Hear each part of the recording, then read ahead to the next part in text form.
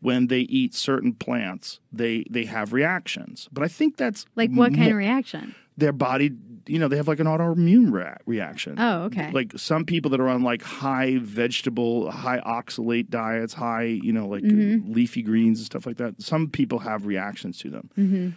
I think that that's probably less common than the hardcore carnivore people believe. How long did you do the carnivore diet? I generally only do it for a month in January. January is World Carnivore Month. Okay. So just for a goof, a couple times I've eaten nothing but meat. Did you get the meat sweats? Is that a real thing? No, I got the meat explosive diarrheas, though. Dude, I had diarrhea that you could write home about. Like, you write books about the diarrhea I had. Like, it wasn't just diarrhea. It was like oil was coming out, like crude, like black gold, Texas Creed. I don't feel like that. I mean, I understand that there's lots of benefits to it and people swear by it, but it seems like, I don't know. I feel like it takes me a long time to digest like a piece of steak. I don't know. For me, that didn't bother me. I lost a lot of weight, but I didn't lose weight because I was dehydrated. The diarrhea only lasted a couple of weeks. But I mean, for a couple of weeks, it was touch and go. Like, it was like I would have a feeling in my stomach, like, oh, Jesus, like, get to a toilet quick. How did you podcast? I have strong butt muscles. I just keep it tight. I don't know. I did it. But here's the thing. It's like when you cut out all the carbs and you cut out particularly like bread and pasta, which is really, for me, the culprit. Yeah. I avoided all the crash, and I never felt sleepy. Like, my energy level was completely sustained all throughout the day. Okay. Then when I did it after that, I added in fruit. Okay. And when I added in fruit, I avoided all of the diarrhea, all of the craziness. Okay. So I guess the fiber from the fruit, and right. It's just all I was eating was like ribeyes and elk meat. Elk meat sounds good. It's great.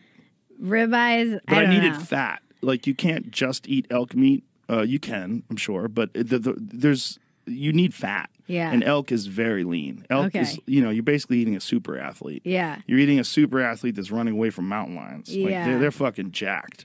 And so when you butcher an elk, like when you're in the field and you butcher an elk, you see very little fat. Right. Very, very little. Mostly what you're seeing is muscle tissue and it's a dense, rich, dark red muscle tissue and it's so rich in protein and vitamins, and it's so fucking healthy for you. But you need fat, so I would use tallow, beef tallow. That was grass-fed beef tallow. I would cook it in that, so I'd get some fats from that. Mm-hmm. But I found that I started eating a lot of bacon with it, and that helped too. So when I'm eating, this sounds really bad for your heart. I don't know. That's a myth. Is that a myth? Yeah, that's a myth. That's definitely a myth. I mean, I think for some people, genetically, they're predisposed to certain heart conditions and certain cholesterol issues. It doesn't like build up. No. When you're see, this is that thing. It's like you have this like sort of like, what is it? Is that bad for?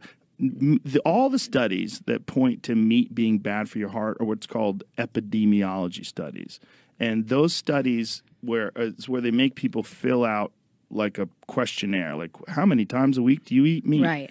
Like 5 days a week.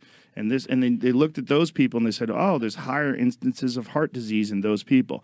But what they don't cover is how many of those fucking people are eating cheeseburgers. Right. And how many of those people have industrial seed oils in the cheeseburger and the bun and the fries, which are cooked in industrial seed oils. And how many of them are eating Coca-Cola, drinking Coca-Cola all day long, which is filled with fucking seed oils, right? And corn syrup, like all that shit is what's really bad for you. Well, you know about the studies that were done in, I think it was the 1950s or 1960s, where the sugar industry paid scientists to lie about the source of heart disease and connect it to saturated fats. Mm-hmm. And it was really just bribery. Yeah. They didn't pay him much. They paid him like $50,000.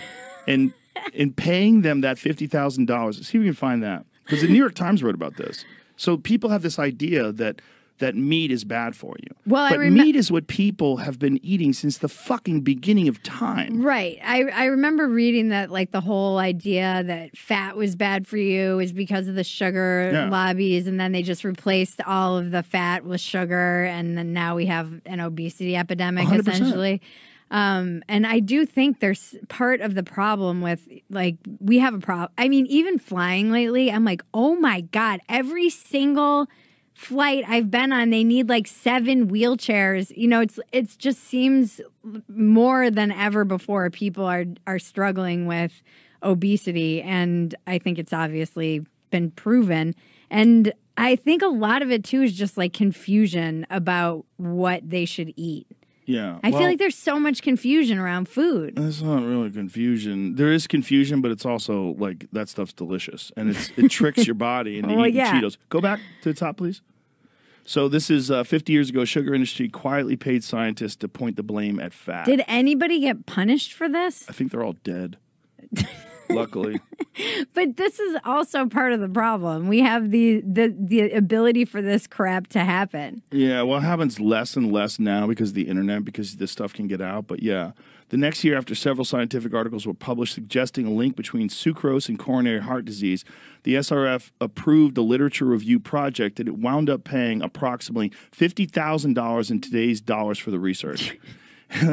One of the researchers was chairman of Harvard's Public Health Nutrition Department, an ad hoc member of SRF's board. So they literally paid these scientists to conduct this bullshit study because there was all sorts of articles, scientific articles, suggesting a link between sugar and coronary heart disease. Oh, my gosh. They recommended that the industry fund its own studies, which is then we can publish data and refute our detractors. Someone got paid $50,000 to destroy America. Literally kill people. Yeah. Literally kill people.